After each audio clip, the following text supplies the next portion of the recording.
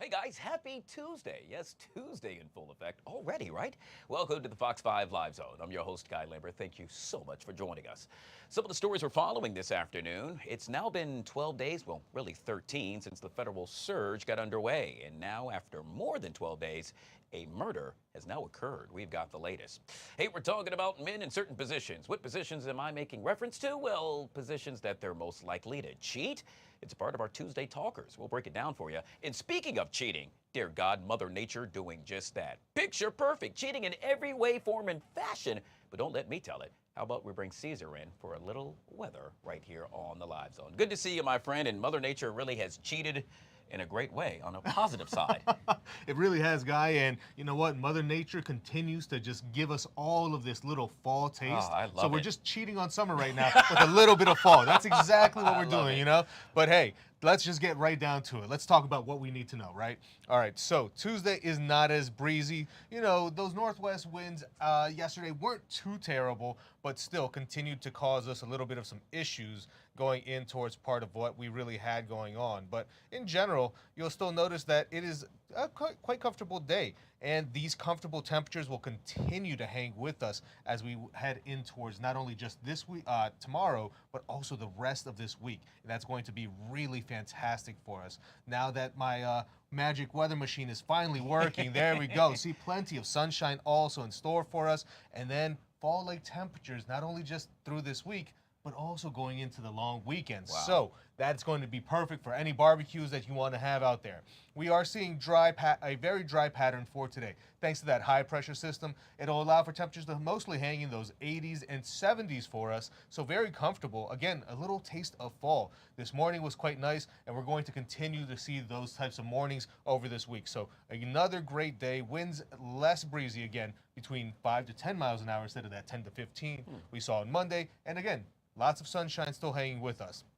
Then as we look at the lows for tonight, as we head out a little further west and to the north, look at that, Hagerstown, Frederick, Martinsburg in the 40s. So it's going to be cooler. So certainly going to feel crisp out there. Then as we head in towards a little closer around the DMV and by the Beltway, right, temperatures around those mid to low 50s, even 60 degrees or 61 exactly in the district. So again, going to see a little bit of that cooler air. And similar setup, high pressure shifts slightly more to the east, but that's going to help bring in that rare Canadian air that makes it just a tad bit cooler. Again, 70s for a lot of the area, and even closer towards Pennsylvania, that's where we could see temperatures hanging around the 60s. So looking at tomorrow's planner, right, here for around the district and other areas close by, most of us will be topping out really around the mid to upper 70s. So again, very beautiful weather that continues to happen. And this is normally what we see around parts of September, not really August. And this cool pattern is going to not only just happen now, but as we have that reinforcement going in towards Labor Day weekend, that's where we get the benefit of an extra dose of that cool air that helps us stay nice and really just refreshing for a lot of this time of year. Look at that. Temperature trend continues to hang well in towards the low 80s, upper 70s over the next few days. Friday, 80 degrees. So again, if you're going out to that final zip trip, there we go, over the National Harbor, looks fantastic also for the day. And even going in towards the weekend, temperatures are expected to stay in the upper 70s, low 80s. Boom. Saturday, Sunday, mostly sunny, still continue to hang with us. And then even on Labor Day itself, still looking fantastic. But besides the temperatures for the daytime highs, I want to point out as we head in towards the morning time frame, right? Most of our temperatures are going to be in those low 60s, upper 50s. So again, if you run on the cooler side, make sure to dress in layers, especially the kids. You know, they're getting out there as soon as the sun is basically rising for the bus stop. Want to at least get them a light sweater in case. That way they can take it off as they're heading back home, because temperatures will be warm enough to still have t-shirts. But in the morning, not necessarily the best t-shirt weather right there. So you're going to want to dress in layers. Again, kids, and if you run on the cold side. Yeah, no, absolutely love it. Yet Mother Nature can cheat like this anytime, as far as I'm concerned. Oh yeah, I'm with it. Caesar with all things weather right here on the Live Zone. Guys, if you haven't already done so yet, make sure you download the Fox Local app. That way you can take that amazing forecast with you any and everywhere you go. All right, guys, we're going to start the show by taking a live look at the White House, where any minute, yes, any minute now, we are expecting the president to a cabinet meeting. Obviously, it has been quite some time, 6 weeks and counting, if you actually are counting, since the last time he held a cabinet meeting. And typically, as is the case each and every time, they will go around the table, they being the cabinet, to discuss any and all things with regard to the administration. We expect that, yet again, to get underway momentarily. When that does, we'll take you right back to the White House live right here on the Live Zone. Well, staying in the realm of politics, we know that President Trump has now fired the Federal Reserve Governor Lisa Cook, a significant escalation of the president's battle against the Fed, which he has blamed for taking too long to lower interest rates. But Cook, well, she's refused to resign, setting up a potential showdown, if you will, all the way to the Supreme Court. Meanwhile, Congress continues to investigate whether or not D.C. police manipulated crime numbers. Joining us to discuss this and so much more for the first time is Mr. Michael Amir, Republican strategist and author of the Black Trump Supporter. Michael, good to see you, sir, and welcome to the show. Thank you. Thank you for having me. But of course, let's jump right into it. It's the big story of the day, and yet again, any minute now, we are expecting the president to begin that cabinet meeting. I just want to make sure you know that when that starts, we're going to take that live in full. But the big story of the hour, President Trump's decision late Monday to dismiss Federal Reserve Governor Lisa Cook. Well, in essence, this has got a lot of folks talking. According to the president, there are allegations he cited of mortgage fraud. Cook, who has not been charged, I should add, of any wrongdoing, said yesterday Trump has no authority to fire her and that she will not resign. It looks like, Michael, this is going to lead all the way up to the Supreme Court. What say you? I think it will go all the way up to the Supreme Court because I think generally President Trump does have authority, but the problem is more political than I think it is just his normal authority to be able to hire and fire in these positions. It's going to be a political hot potato because, of course, they're going to say he doesn't have the authority and this is wrong and it shouldn't be done. And I think that's going to be from a political angle. But I think the president and the administration has also looked at the Federal Reserve as being political, as how they seem not to want to lower the interest rates now, and how under Obama they lowered it, and just before the 2024 election, they lowered the interest rates. Yeah, it's really interesting. I mean, the president, as we all know, had really not taken too kindly to the Federal Reserve Chair, Mr. Jerome Powell, stating that those rates should have really been lowered quite some time ago. It appears now he is exercising his power to somewhat of a lower authority, in this case being Miss Lisa Cook. Yet again, I guess we'll just have to wait and see. The other big story right here in the nation's capital happens to surround the crime numbers within the Metropolitan Police Department. We now know that a congressional committee is investigating allegations of widespread crime data manipulation. This is the second time within a week an investigation has been conducted, the first by the Department of Justice. This time, as you just heard me make mention, it's a Republican House Oversight Committee. This is a big deal. I want to state some of the things that they are looking for with regard to the MPD to produce. All crime reports, audit reports that have been changed, communication records between D.C. police and officials, and to make all 7 police district commanders available for interviews in the latter part of September. All of this after a former D.C. commander was placed on leave, accused of falsifying numbers. When D.C. Mayor Muriel Bowser was posed with this question, Michael, she stated that obviously the numbers have changed, but did not allude to any manipulation within the police department. What say you, sir? I think the manipulation is pretty obvious. With the crime data, with the commander, Michael Pulliam being placed on leave. I think he was placed on leave about mid-May. And also a case that started in 2020 that just was settled right now with a sergeant from the MPD, Charlotte Dejou. Excuse me if I'm pronouncing her name wrong. But they just settled the case out of court with this police sergeant who alleged, and she testified to, them taking her police reports and actually changing them.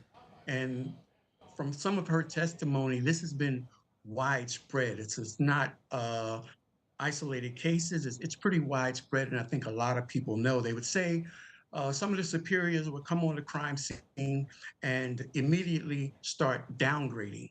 If it was a shooting, they would say maybe an assault or something like that. So this has been out there. So I think they have to investigate and actually get the facts. But from what's been out there so far, it seems pretty obvious there's been manipulation. Yet again, the allegations stand as they are, and they are just that, allegations as to what we know thus far. Let's move on to the state of Illinois, where the governor of Illinois yesterday really, well, spoke out against President Trump, suggesting he would deploy federal forces to Chicago, accusing the administration of searching for ways to lay the groundwork to circumvent our democracy, militarize our cities, and end elections. Now, the governor also stating if this were to happen in any other country, we would have no trouble calling it what it is, a dangerous power grab. And with that, Michael, we're going to have to leave it right there as the president is now getting his cabinet meeting underway. We truly appreciate you joining us, Michael. And viewers, we now take you to the White House with President Trump. Very much. Are you all set? You all ready? Nice group. Big group. But I want to thank you all for being here as we prepare to celebrate Labor Day, when we honor the incredible hardworking men and women of our country, which is doing very well, I have to tell you.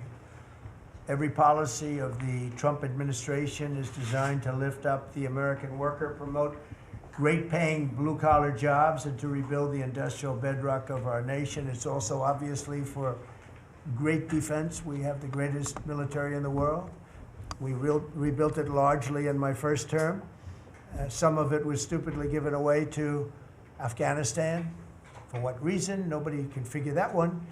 But it was still a relatively small amount of what, you know, if you compare. The concept of what they did, however, is just incredible. But the country is doing well. We're respected all over the world like never before, probably. We went to NATO, as you know, and they went from 2% to 5% of GDP. Nobody expected that, and the difference is they didn't pay the 2 and they paid the 5. So, and as you know, we are selling a tremendous amount of equipment to NATO. We're not spending any money, we're making money, but I don't want to talk about making. I want to talk about we're no longer involved with funding Ukraine, but we are involved with trying to stop the war and the killing in Ukraine. So we're selling missiles and military equipment, millions and millions, and ultimately billions of dollars to the NATO people, where I'm very friendly and we have a great relationship. But that was an amazing trip. So they're funding the entire war. We're not funding anything. I think it's an important point to make, because a lot of people don't understand that. And we will continue to do that, and we're trying to get as much as we can for them. They want the American product. The American military product is by far the best in the world, and that's what they want to get. They have lots of options, but that's what they want to get. So the factories are doubling up and tripling up, where they make the Patriots and other really, you could say, defense and offensive weapons. The wages for blue-collar workers are now rising at the fastest rate in 60 years, which is so important to all of us around this table. The average American worker has already seen a $500 wage increase this year, and there's no inflation, because there's been decreases, tremendous decreases, with thanks to Doug and Chris, and some of the people, the great job they've done with energy. Thank you very much. And Chris, thank you very much. I see you down close to $60 a barrel, and you'll be breaking that pretty soon. And that has a huge impact. So we have groceries are down. Energy is way down. Energy is way down. It was $4 and $5 for a gallon of gas. Think of that, for gasoline. And now it's probably $2.25. There are some places it's $2. It broke $2 at a couple of locations in the South.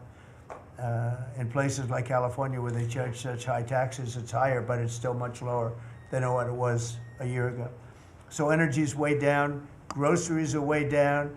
Eggs are way down. Thank you very much, Madam Secretary. You've done a great job. Appreciate it. When we came in, the eggs were through the roof. They were 4 times higher than they've ever been. And my first question from you people, well, what are you going to do with eggs? I said, what's the problem with eggs? That was caused by Biden. or whoever was operating the auto pen actually caused it, I guess, because I don't think he knew too much about eggs. Factories are booming compared to before I took office. Domestic auto production is going to be, it's going to be so thrilling in 2 years when you see the numbers, because they're building plants all over the country. They're all coming in because of tariffs. They don't want to build, they don't want to pay the tariffs.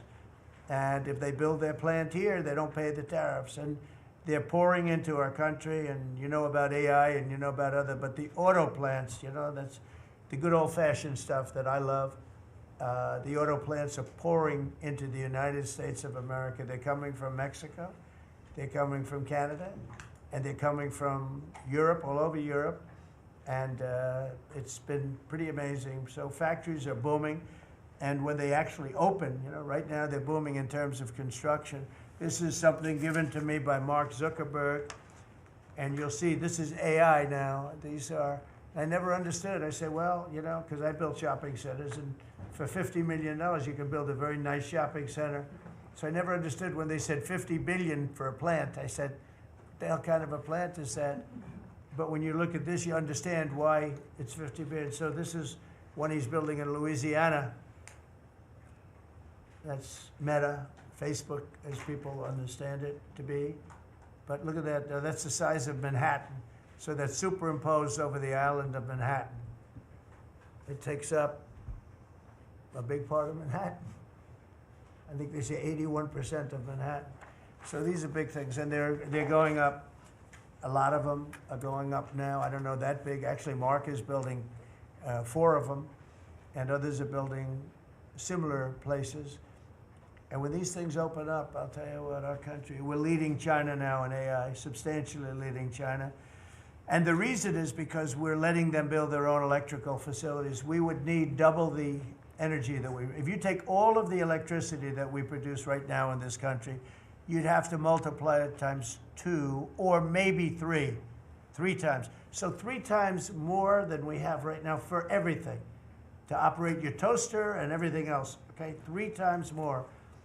And the way we are able to succeed, because China goes out and builds these massive plants. They're right now building 58 coal, in this case, almost all coal-fired plants. And coal is back with this country too, by the way. You know, there's a reason they use it, because it's good.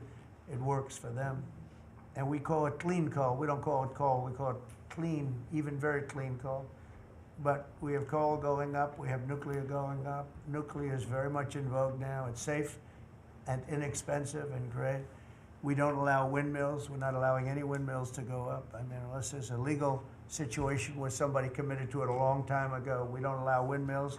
And we don't want the solar panels that I was speaking with the secretary about, because they take up, you know, thousands of acres of our farmland. You see these big ugly patches of black plastic that comes from China. And the solar is, you know, I like solar in some ways, but for firing up your big plants, it doesn't work.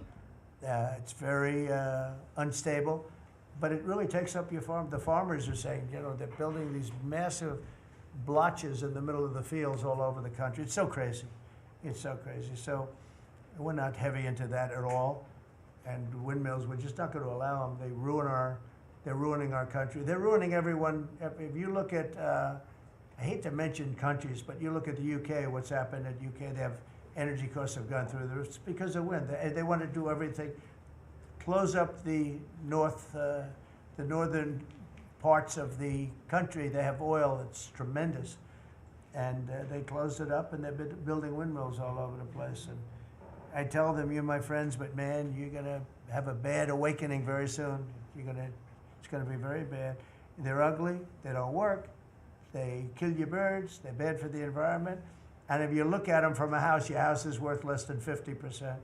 So I'm trying to have people learn about wind real fast, and I think I've done a good job, but not good enough, because some countries are still trying, and they're destroying themselves. Those are countries that are really destroying themselves. I hope they get back to fossil fuel, because right now, Chris, whether we like it or not, fossil fuel is the thing that works, and then you can add nuclear with it and other things, but fossil fuel is what works if we're going to fire up those big monster factories. But if you look at comparing everything before I took office, domestic auto production is up 18,000 cars a month. And we haven't even started yet because a lot of these plants aren't built. It's up 18,000 because Ford, General Motors, and a couple of others, Stellantis, they're taking their existing plants and they're, as quickly as they can, they're adding on to them. So when their plants open, because they're building big, modern, beautiful auto plants. But think of that, we're up 18,000 cars a month, and essentially all they've done is try and utilize their space correctly as their big plants open up. It's going to be, I hope they remember that it was this way. I hope this table gets a lot of the credit for what's happening. It gets all of the credit, because this would have never happened. We were going out of business in every way. We were losing. All the car plants were leaving this country. Now they're all coming back in, and they are coming from Canada, and they are coming from Mexico, but they're coming from Germany, they're coming from all over the world. Domestic steel production is up by 100,000 tons of steel a week. We have a 50% tariff on steel, aluminum, and various other things. Copper just got brought into the picture, and that means people are gonna wanna make steel here. We just made a deal with U.S. Steel. As you know, we have an outside company come in, spend $17 billion on building new plants, new everything. It's great, and it stays right here in America. So we're doing amazingly well on steel, and domestic oil production is up by more than 300,000 barrels a day. That's a lot of barrels, and you're going to be talking about that in a second, I think, Chris and Doug. These two people have done a fantastic job, and we have the oil price down to about $62 a barrel. So just so you understand, because a lot of you like to talk about costs and prices, but I watch so much fake information. Product costs are down. Energy is way down. Energy brings things down. You know, with energy, that's what happened with Biden. He stopped our program, and then he went back to it when he realized that it looked like you're going to be paying numbers that nobody's ever seen, like $7 a gallon. You're going to pay $7 a gallon. They were up to $7.5. So then he immediately went back to the Trump plan that they terminated, but it was too late for them. It was too late. They blew it. They had a great thing going. I gave them something great, and they blew it. Since the inauguration, we've created over 500,000 new private jobs, and if you notice, when the numbers come out, government jobs are going down and private jobs are coming up, and that's what really fuels the country. It's easy to hire people and pay them for doing something that maybe is not very productive, but government jobs are down, actually substantially down, and private jobs are way up, and these are the jobs that make money, create a better life. Meanwhile, we've reduced the number of federal bureaucrats by 84,000. So we got rid of 84,000, and I think the job numbers, you're going to see the new job numbers are going to be through the roof because of all of the different businesses that are moving into our country. And not just production businesses, autos and AI, but any business you can think of. In the world of furniture, as an example, North Carolina, I went there many times when I built a lot of hotels and things, and I'd go to North Carolina, I'd buy the greatest, they were the greatest, most talented people. And then China came along and took all of those jobs away. If they would have tariffed them, China wouldn't have taken any of the jobs. But we had presidents that, honestly, and I like some of them, but they didn't know what the hell they were doing from a business standpoint, from running the country. And North Carolina, the most talented woodworkers that you've ever seen. I'd be there and I'd watch them. I'd say, I'd like to have a rail on that chair. Maybe can you fancy it up a little bit? How about this, sir? And they'd hand me a thing. It was like they were artists. They were unbelievable. And that business was stolen from us by others, not only China, but by others. All of a sudden, you're ordering your furniture from China. It was not even close to being as good, but they couldn't compete with it. If we would have said costs 100% or 200% tariff, you wouldn't have lost one job. It's so sad. But we're going to rebuild North Carolina furniture and other places, South Carolina too, to a lesser extent. They make furniture. But furniture, we're going to put a very substantial tariff on. We've already announced it. It'll be done pretty quickly. And when that happens, everyone's going to start. I just tell you, North Carolina, go out and start getting the grandchildren and the children, start teaching them, because some of those incredible artists that I knew as young people, they're older people now, but they still have the talent and they have time left, but they're going to be teaching their sons and their daughters and their grandchildren, and it's going to be a beautiful thing to see. It's going to happen like magic. It's going to happen without question. It's not like, gee, I hope it happens. It's going to happen. The results of Ford that just announced it's going to create 4,000 new jobs, American jobs. Hyundai, 14,000 jobs. General Motors is moving production of the Chevy Blazer and Equinox from Mexico back to the United States where it belongs. Don't forget, we lost 55% of our auto production over the last 35 years. 55%. We were the auto capital of the world. Like there was nobody even think about challenging us. We lost 55% of it to Mexico, Canada, China, a lot to China, and other countries. And it's all coming back. We will be bigger. A couple of years, we'll be bigger than we ever were. We'll be more dominant. We'll be bigger. We make great product, too. We're starting to make really great product. We're going to be bigger than we ever were. We're going to be at the level that it was when we were the only one that really, we sold to the world. And we're going to be back selling to ourselves and other parts of the world. It's not going to be the same, but it's going to be equally as important as it was in the heyday 30 years ago. But we lost more than 50% of the automaking capacity. In fact, the unions, the auto unions, as you know, the top guy didn't know me, didn't like me, and now he likes me. He says, man, I can't believe what Trump has done. But the auto workers voted for me. They understood better than anybody else. The auto workers, the Teamsters voted for me. Teamsters are great. They all voted for me. No Republican has ever gotten the support of the Teamsters and the auto workers. And now the head of the auto workers, I mean, it's so amazing. I watch them on television there. They can't even believe what happened. And I told them all what was going to happen. We secured new market access for American agricultural exports all over the world. Our secretary is doing a great job. Thank you, Brooke. And we have negotiated historic trade deals with the United Kingdom, China, Indonesia, Vietnam, the Philippines, Japan, South Korea, who was here yesterday, and the European Union. Foreign nations are now paying hundreds of billions of dollars straight into our treasury, and numbers that nobody's ever seen before.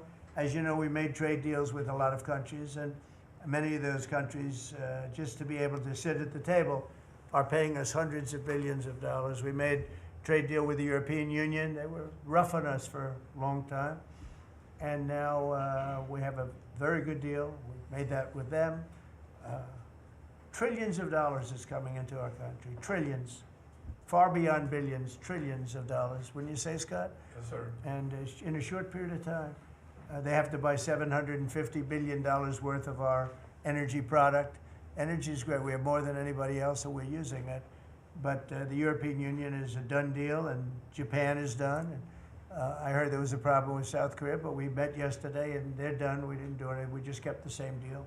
He honored the deal. They wanted to see if, I don't even want to say it, but they wanted to see if they could do something. But they honored the deal, which is nice. And we cut the previous record-setting trade deficit, I hear just came out. We cut it in half already. We haven't even said, we've only been here really for a few months because, you know, it takes you a little while to fix up the Oval Office and do those things. prepare for the battle, right? So we really only been here for a very short period of time, and we cut the trade deficit in half. Is that right? That's fantastic. I didn't even think we were going to do that. And remember, these are things that are being built. These things are, you know, all these numbers up here, they're not open yet. When they open, you're going to see things happen in the United States that nobody's ever seen before, including our country in its heyday. And I had the greatest economy in the history of our country my first 4 years, despite COVID, which was a very unfortunate situation for the whole world. We did a great job with it, never got the credit for the job we did. Operation Warp Speed, people say, is one of the greatest achievements ever in politics or in the military, because it was almost a military procedure. but everybody, including Putin, said that Operation Warp Speed, what you did with that, nobody can believe it. And we did a great job, but it was a horrible, horrible pall over our country. We had a very dark cloud over the world. That was a very, very bad thing that came out of Wuhan, which I said it came out of Wuhan. That's where it came from. And China suffered greatly, but everybody did. But we did a good job with that, as good as you can possibly do, and we came back, and now we're stronger than ever before. If I didn't win this election, this country was gone. I'm telling you, economically it was gone. None of the things that we're talking about would have happened. The whole world was robbing us blind. Friend and foe, they were stealing our jobs, our money, our factories. They were stealing everything. We would have been a shell. We would have been a bankrupt, broken shell.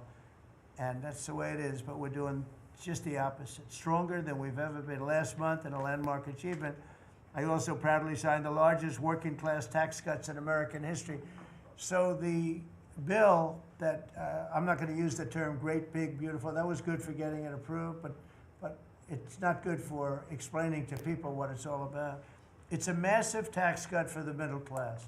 It's a massive tax cut for jobs. And it's, I mean, think of it, no tax on tips, no tax on Social Security. So seniors, I don't know how you can vote for anybody else.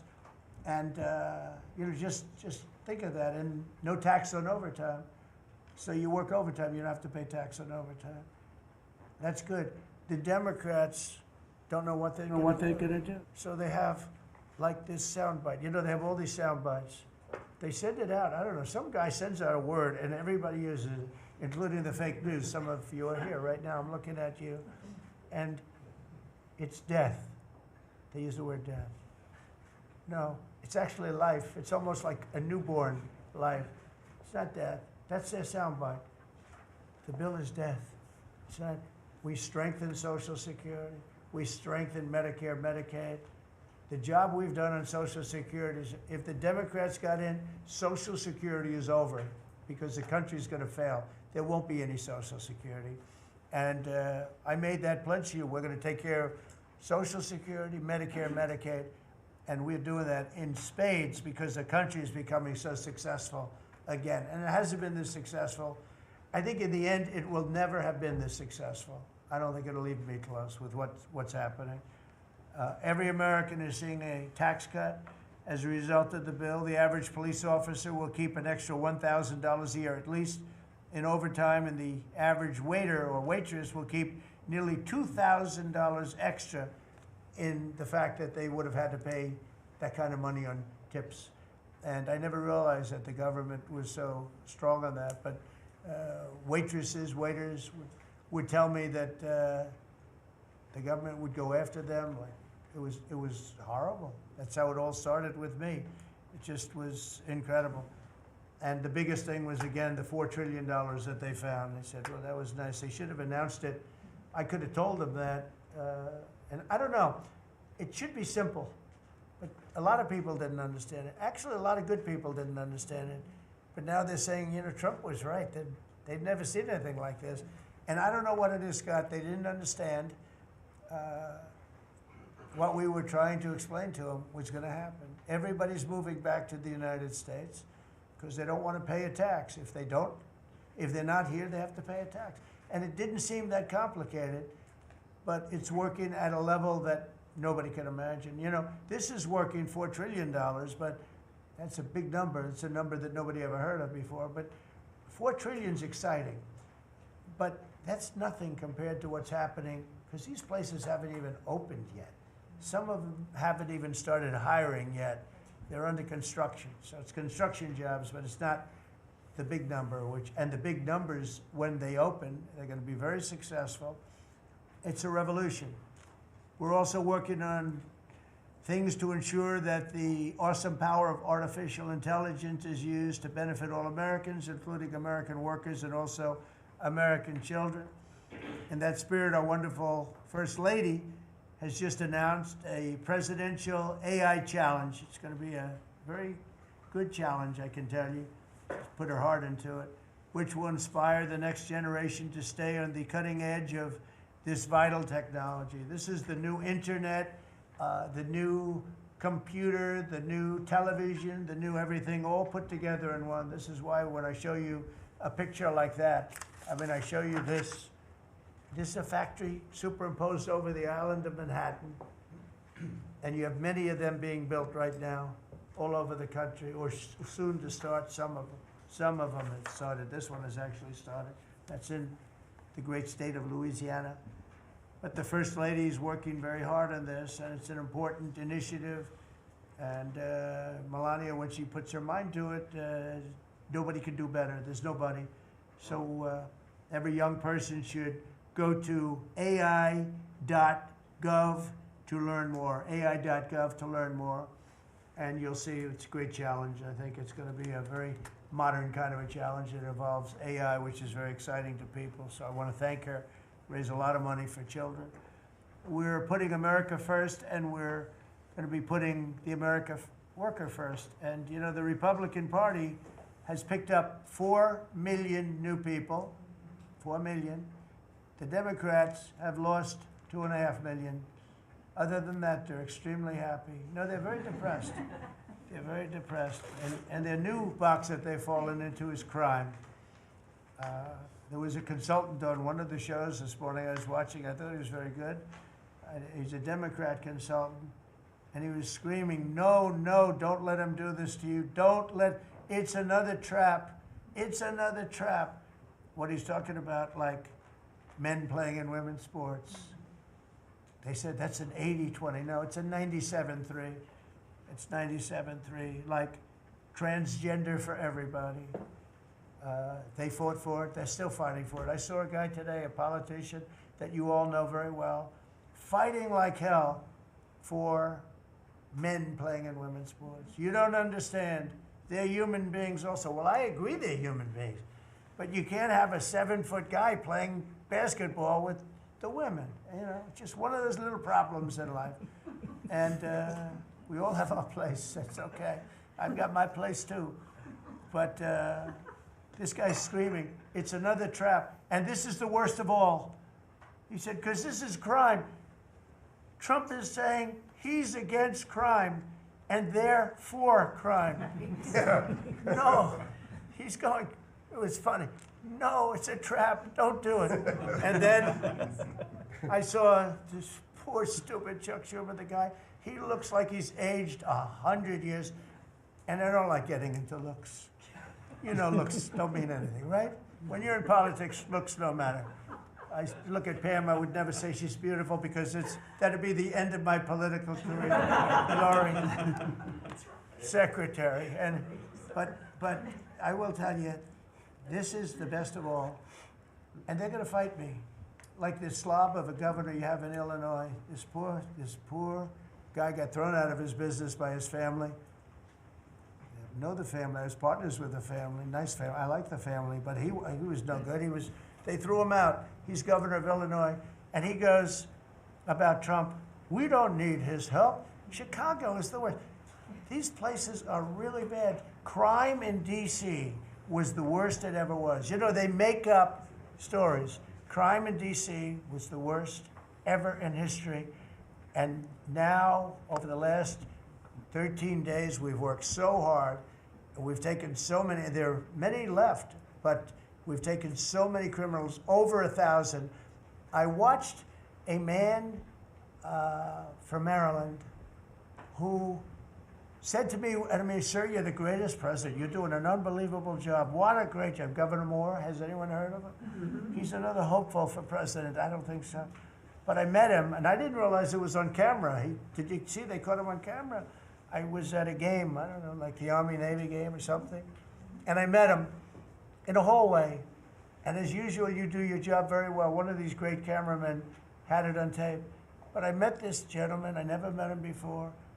Sir, you're doing a great job. You're doing an unbelievable job. Thank you very much. But then he goes on television and says, oh, Trump is a dictator. He's a dictator. And a lot of people are so the line is that I'm a dictator, but I stop crime. So a lot of people say, you know, if that's the case, I'd rather have a dictator. But I'm not a dictator. I just know how to stop crime. And you would think that Illinois would have such a problem with crime, such a bad governor. He should be calling me, and he should be saying, could you send over the troops, please? It's out of control. It's out of control. In New York, it's out of control. Not as bad as Illinois, by the way. Not even close. In California, you would have not had the Olympics had I not sent in the troops. We sent in the National Guard. They did a fantastic job. We have the Olympics. We have the World Cup coming. I got them in my first term, and I was really sad because I said, oh, boy, I got them, and I won't be president. And little things happen. Thank you, God. Thank you. Little things happen. Think of it. You could ask Johnny. Johnny would tell you, he's the head of World Cup. He's a great guy, too, great commissioner. But he's the head of the World Cup. He said, Trump is the only reason we're doing this. And the sad part is that I was not going to have it. I would have to be, probably I wouldn't have even been invited to the game, depending on who's president, right? And I got that. I did not get 250, okay? The 250th anniversary, I did not get. I'd like to claim it, if I might, but I did get that. That was whether I was president or not, it was still 250. I'd like to take credit for it. What I will take credit for is we're going to have a better celebration under Trump than you would have had under some stuff. That I'll take care of. We're going to have a safer place, Christy, because of you and Tom Homan and everybody, right?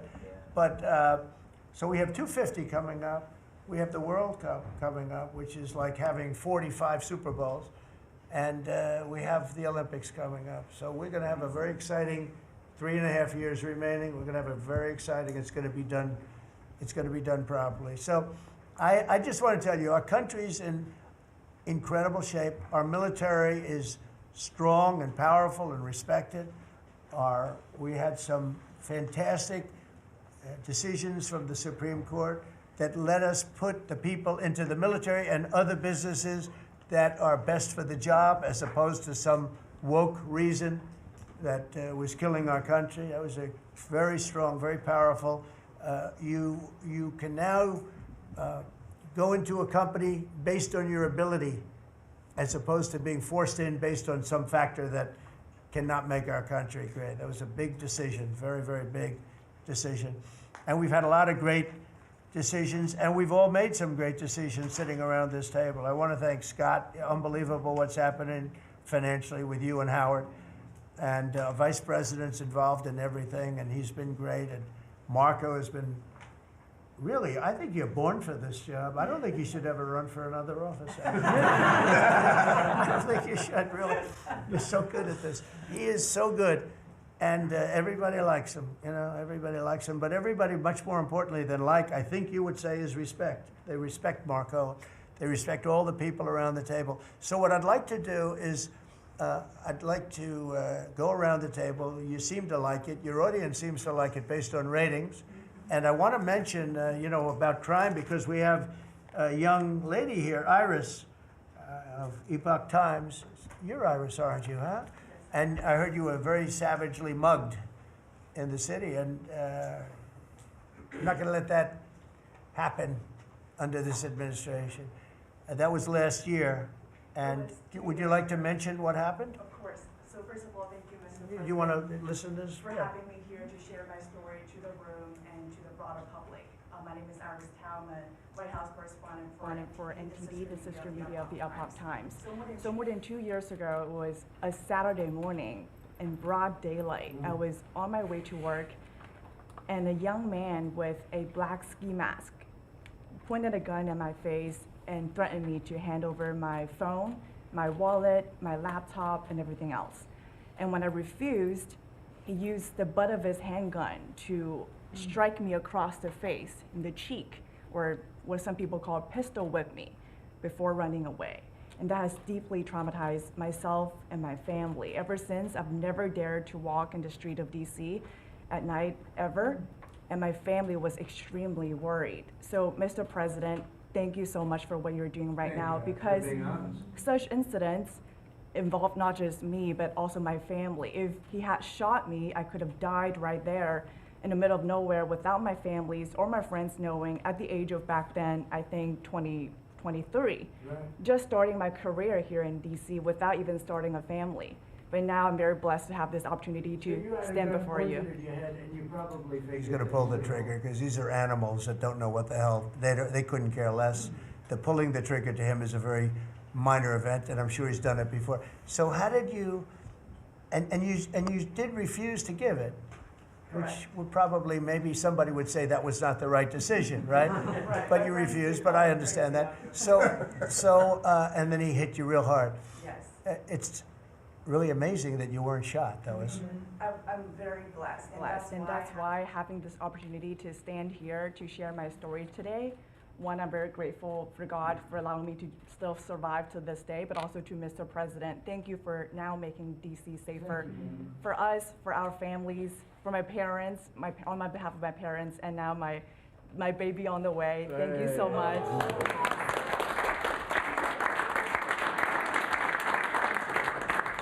Reporters and journalists, good people, and you don't have to say it, but that have also been attacked violently. And not violently, too, pretty badly.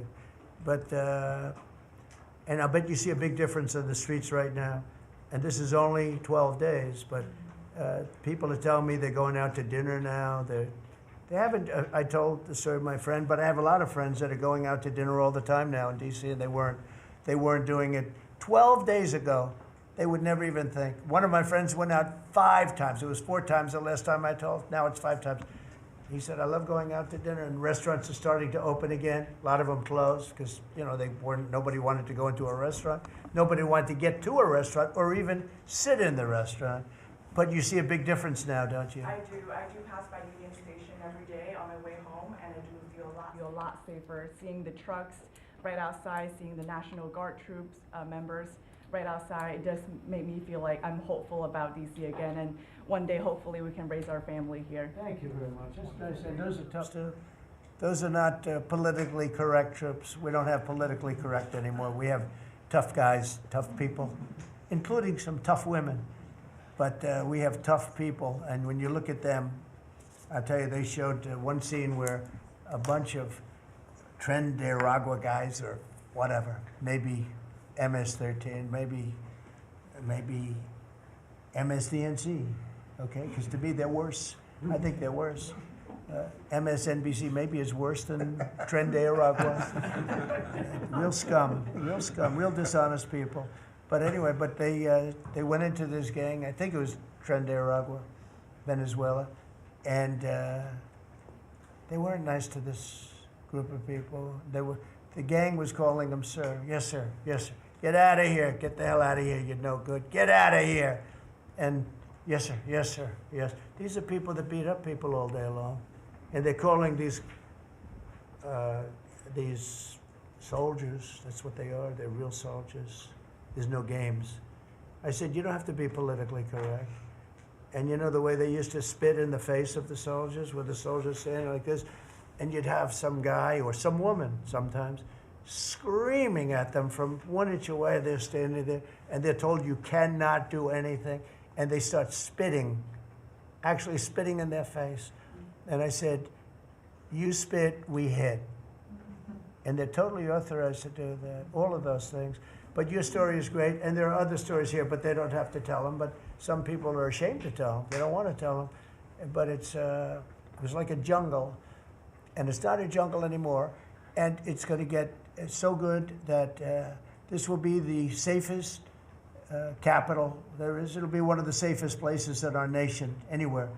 And right now it's one of the most unsafe places, but not now. 12 days ago, it was the most unsafe place in our nation. And they have to stop issuing false crime numbers because I heard the mayor, and I like the mayor, fine. I don't care if I like her or not. If she did her job, I wish she were a horrible person who did her job. But she's probably nice, I guess. I don't care. I want her to do a job. But they issue false numbers. She said, crime is down, before we got, now they can say crime is down. Crime is very much down. But what they did is they issued numbers. It's the best in 30 years. Not the best. It's the worst. It's the worst. It's much worse. And they gave phony numbers, and then they fired the man who didn't want to write the phony numbers. He got fired. And I guess that whole situation's under investigation because it's a very important thing, Pam. I mean, if they're going to give these phony numbers, it's a false feeling that you get crime, you have to do something about it. You can't go around saying, oh, Washington, D.C., safe, if it's not. It's going to be very safe very soon. It's very safe right now. You're going to go out, have dinner. People are going out all over the place. They're walking. I have people that work in government, strong, tough cookies. They can take care of themselves. But it doesn't help to have big, strong muscles. And I work out. If a guy's over there with a gun shooting you in your face, you can be the strongest guy in the world. Guy has a gun, shoots you in the face. It doesn't matter how much you've worked out, how many weights you've lifted, how hard you work. And so we have the toughest guys and we have the best guys. And I'm willing to go to Chicago, which is a big trouble, but we have a governor that refuses to admit he has problems, huge problems.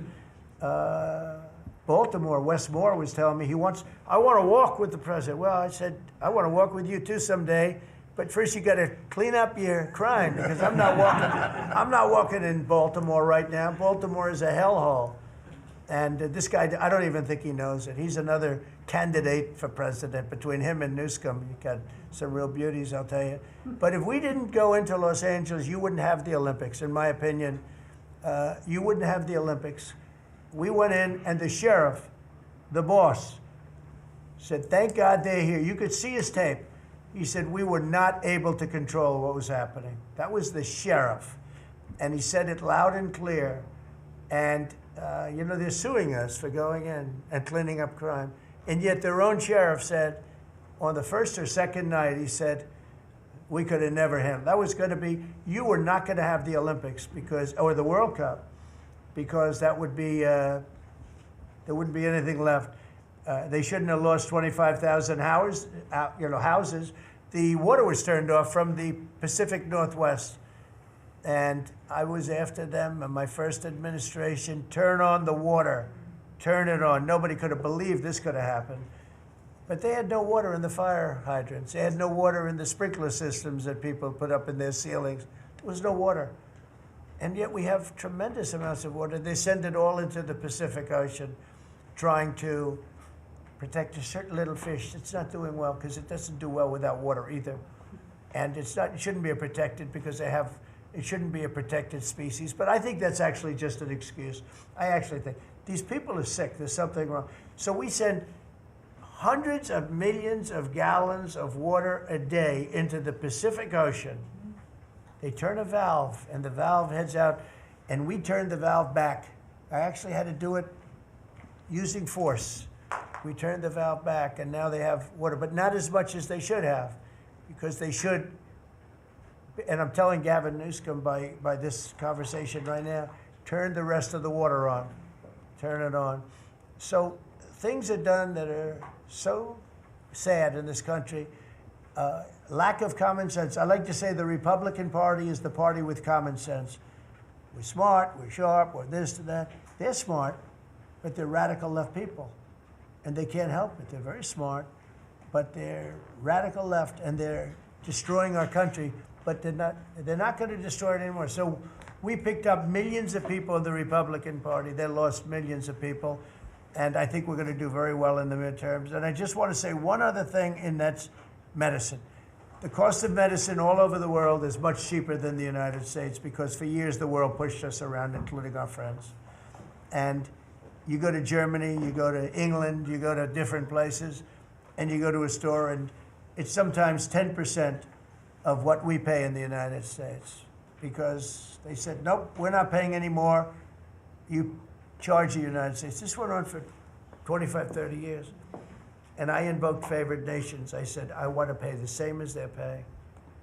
And Bobby Kennedy is doing a good job, and Dr. Oz is doing a good job.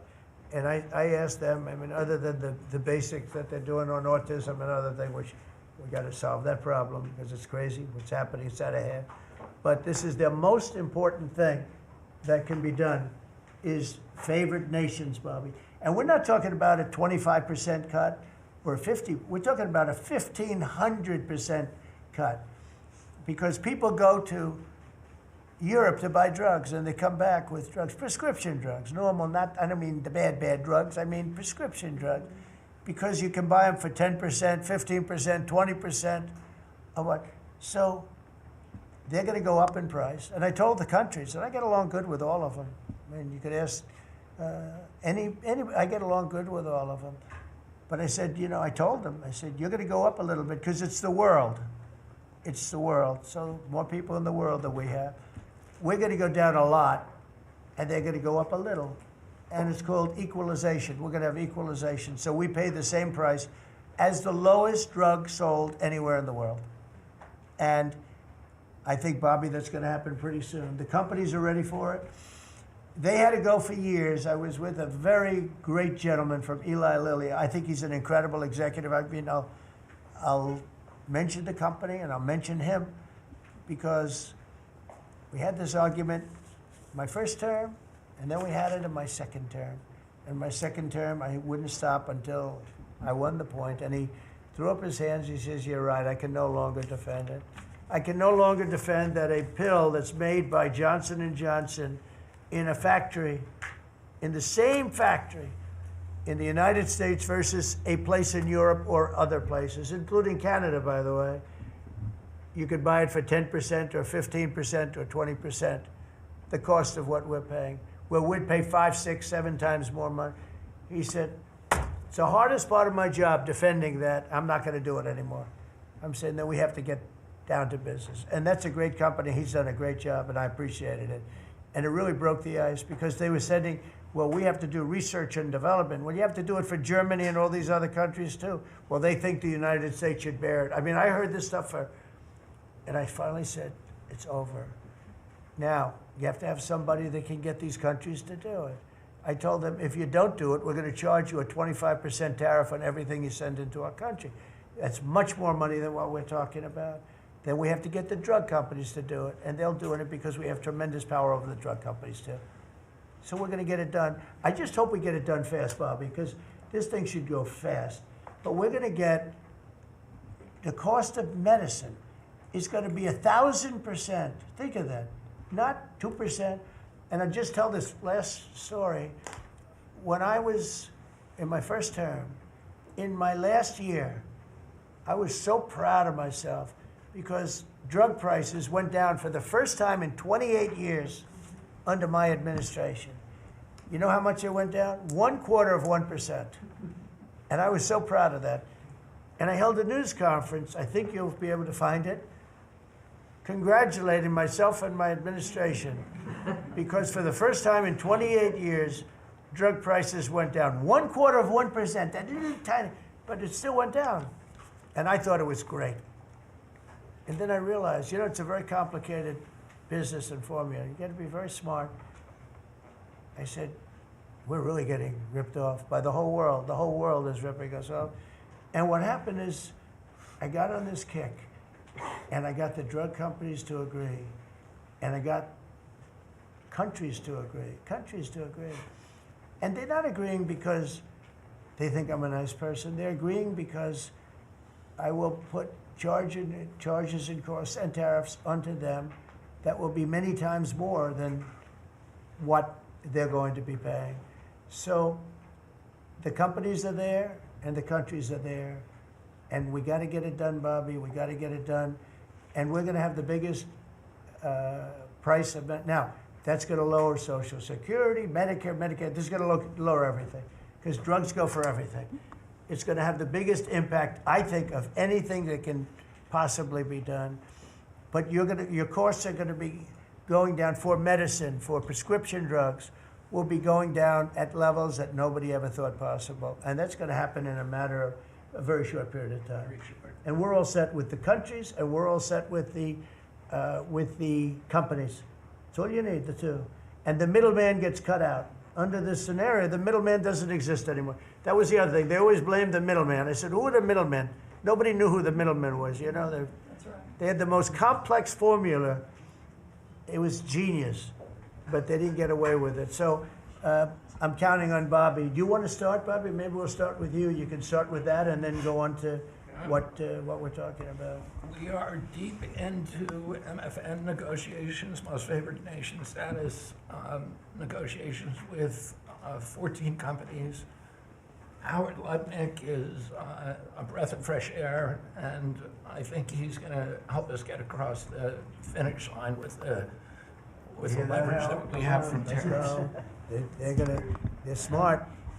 Don't let them get away with it, Howard. Well, the combination of Bobby's MFN and the 232 Pharmaceuticals, which we launched together, Right. when you put those two together, it really gives Bobby the tools to go execute your plan. So I'm supporting Bobby as he executes his plan. Good. Brett? Yes. And this cabinet meeting is supposed to be about working Americans and bringing jobs back to this country, and particularly rural America. And I want to mention the big, beautiful bill. Right now, we spend 7% of Medicaid dollars on rural hospitals.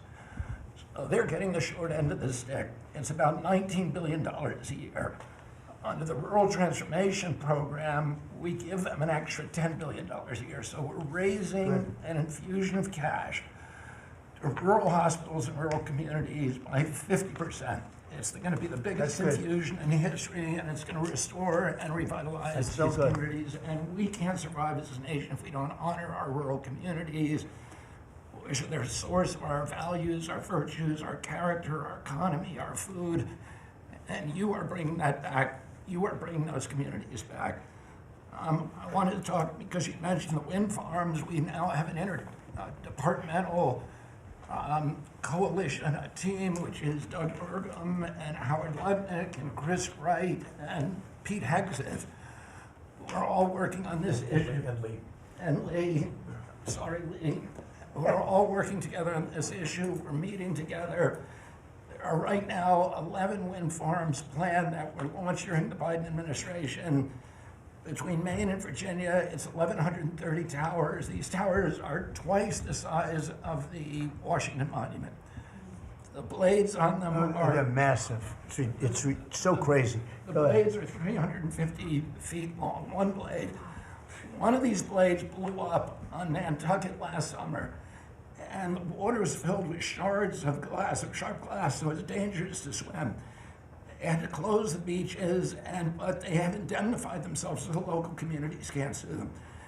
None of these projects are bonded. If you build an oil derrick in the Gulf, you got to put a bond down. There's no bond for dismantling them, and that's one of the tools that Doug is now using to challenge some of these projects. None of the cost of energy from these projects is 39 cents a kilowatt hour. The average cost in this country is 17 cents per kilowatt hour. And natural gas is 3 cents. Right. So it is the most expensive energy. I've been representing commercial fishermen for 40 years. They are so excited about what you're doing, Mr. President, because their fisheries are being wiped out. As soon as they begin construction, the groundfish fisheries just disappear. The fish leave the area. They've killed 160 whales in the last 2 years. So they're wiping out the whale population, the Atlantic whale population, the big whales, the minkies, the gray whale, or the humpback whales, the right whales. And you are going to save the whales on the East Coast because of this. And you're going to save these economies that are based upon commercial fishing. I'll say one other thing about fishing. We are now, the South Asian nations are now dumping shrimp on our country. The shrimp is heavily contaminated. We just stopped a shipment that was contaminated with cesium-157, which is radioactive. They're farming these shrimps, and they use bactericides and antibiotics and all kinds of chemicals, and the shrimp are so contaminated that the European nations won't take them, so they're dumping them all here, and they're putting out of business. We have the most sustainable, highly regulated fishery in the world. What our fishermen do is a good thing. And all the trawlers in the Gulf and Alaska are being shut down because we're getting shrimp dumped here. So we have now increased FDA inspections of shrimp to make sure that Americans are not buying and eating contaminated shrimp and putting our shrimpers out of business. I talked just very briefly. We have an historic agreement on pre-authorization. We brought together 80% of the insurance industry, which has agreed to, for 80% of diseases and injuries, give immediate pre-authorization so that when you go to your doctor's office and he prescribes you a new knee or whatever it is, you will immediately know whether your insurance company is going to pay for it. This is an historic agreement. People have been trying to do it for decades, and we, because of your leadership, brought the insurance industry together and got them to voluntarily agree to do this. Similarly, we made another historic agreement with personal health records. The 60 biggest tech companies in our country have all agreed to allow Americans for the first time access to their personal data, which they own, which these companies have been monetizing without permission. You're going to be able to see by next year all of your health records on your cell phone. It's going to save lives. It is going to fuel an infusion of technology into that space where people can access those records. They can compare their diet to what they personally need, and we'll have personalized medicine. We are doing price transparency. You passed this during your first term, and then the Biden administration refused to enforce it.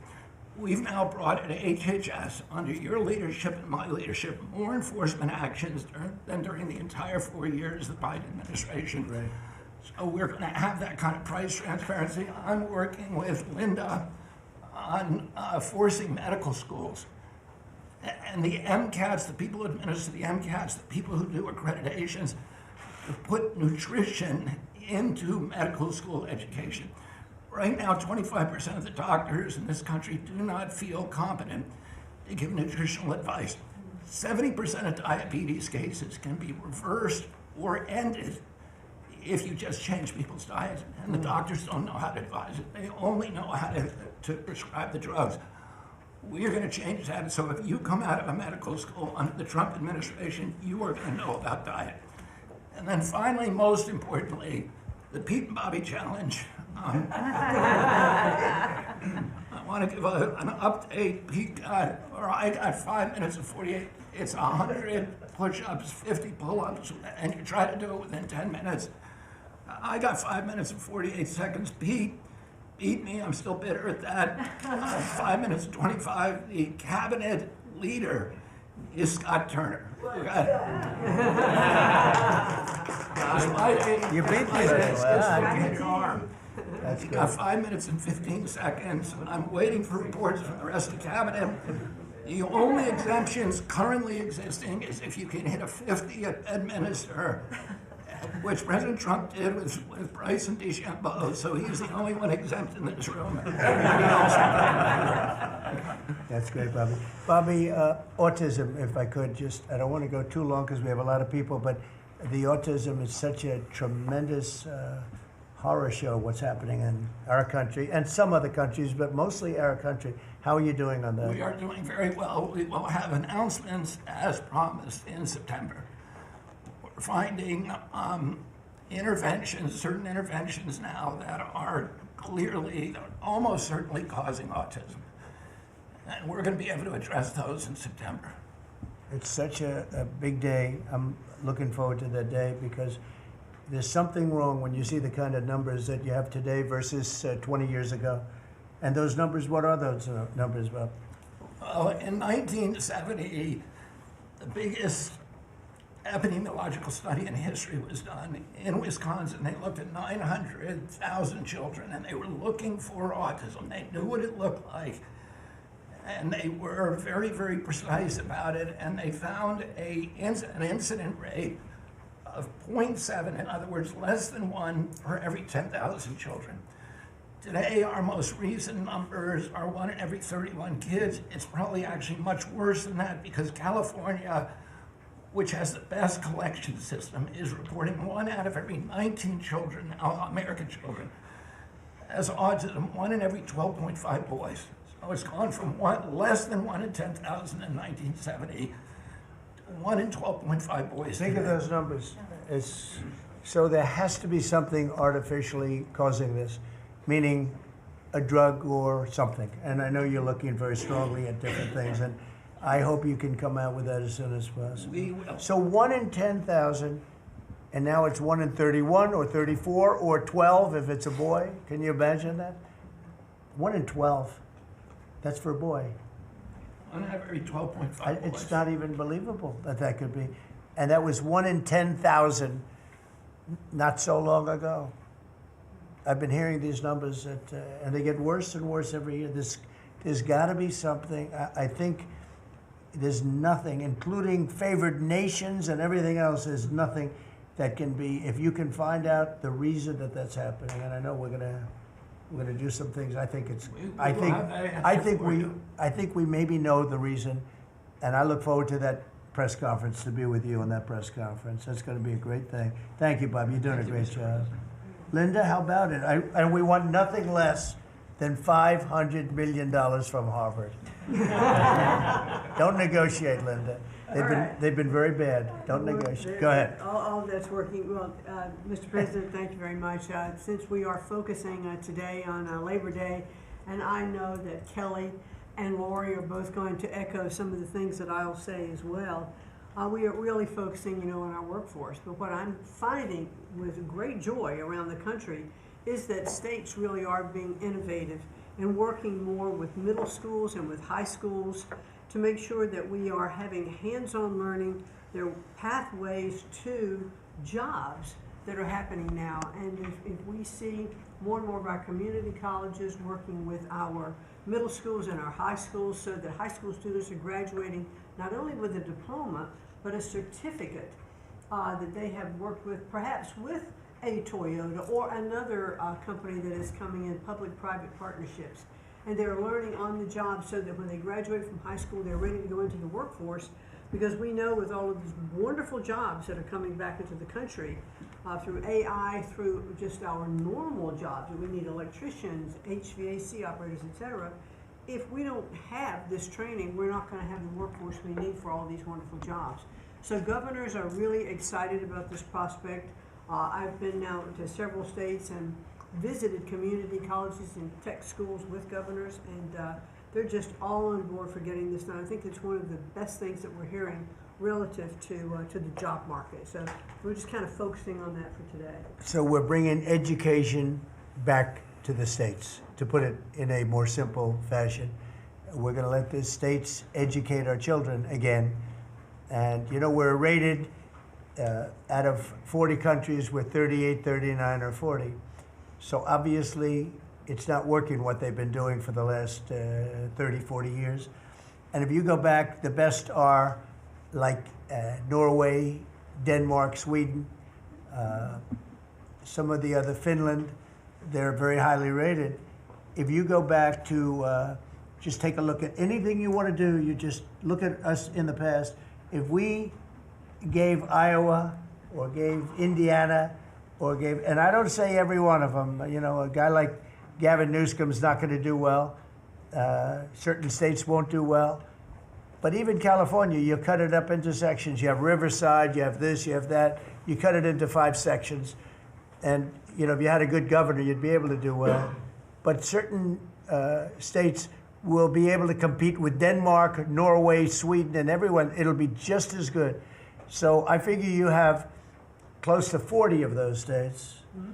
And then you'll have 10, you'll have 5 that won't be very good. You have 5 disasters, and we'll have to work on those disasters. But for the most part, we will have education that will go zooming up in those charts, just like we have in everything else we've done. And I think it's one of the most important things we're doing at this table. So bringing education back to the states where you have the parents running it, where you have the school boards, they're local. We have people running from Washington that have never even been to the state that they're in charge of. They've never even been there, and I don't think they care about it. So we want to close up the Washington buildings, sell the buildings off, let somebody else get rich with the real estate, because it'll be a crime-free city. By the way, speaking of that, anybody murders something in the Capitol, capital punishment, capital punishment. If somebody kills somebody in the Capitol, Washington, D.C., we're going to be seeking the death penalty. And that's a very strong preventative. and everybody that's heard it agrees with it. I don't know if we're ready for it in this country, but where you have it, it is, we have no choice. So in DC and Washington, states are going to have to make their own decision. But if somebody kills somebody, like you could have been killed, very lucky you didn't get killed, it's the death penalty, okay? Fantastic job you're doing. Thank you, Linda. Very much appreciated. How are you doing with the colleges, by the way? You're doing some pretty good work in terms of getting them to treat people fairly. Well, interestingly enough, since we've been negotiating with some of the Ivy League schools, I have presidents of universities calling every single week. They want to sit down and talk to us about all of the steps that they are taking, because they would like to not come under the same investigative program, and so it is having its desired effect. That's great. So if you fire a shot across the bow, and the big guys, people kind of step in line and know you mean business, and we have teeth in these agreements, and I'm proud of the work that we're doing there. Well, they misbehaved, and some of these schools are getting billions and billions of dollars, and they misbehave, so that's it. And so one way or the other, we're going to win that whole thing. It's going to straighten them out. Okay? Thank you. Great job. Lee, please. Mr. President, the Trump EPA has a special Labor Day message to America's workforce, especially our auto workers, our coal miners, our steam fitters, our pipe fitters, and the list goes on. See what a difference a year makes. A year ago, the way that the Environmental Protection Agency was operating, the choice was made to protect the environment.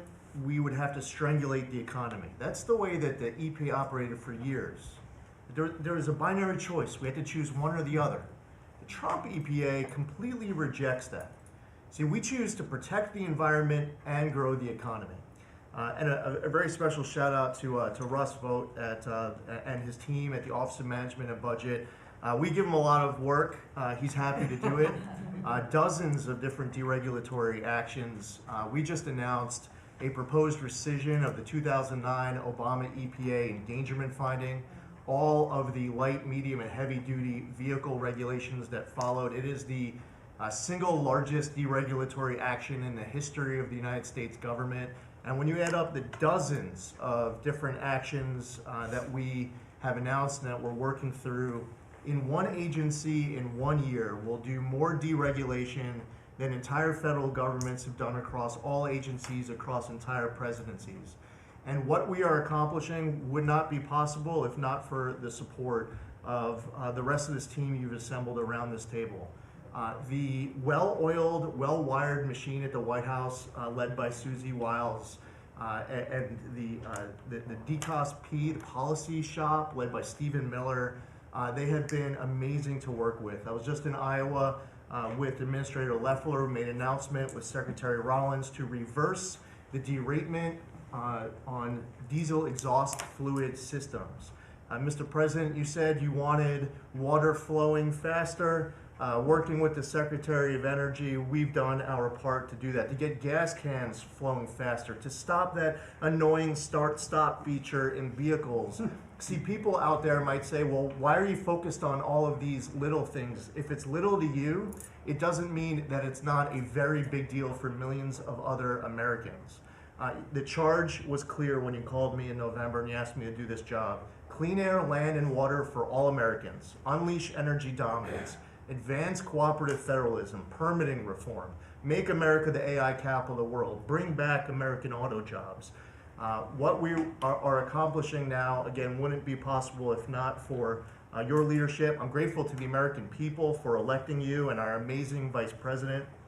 I was just in Mexico City announcing and signing on behalf of the Trump administration an agreement with Mexico for a permanent solution for the Tijuana River sewage crisis, which you have been so outspoken and passionate about in our conversations. It would not be possible if not for Secretary Rubio, Deputy Secretary Landau, U.S. Ambassador to Mexico Johnson.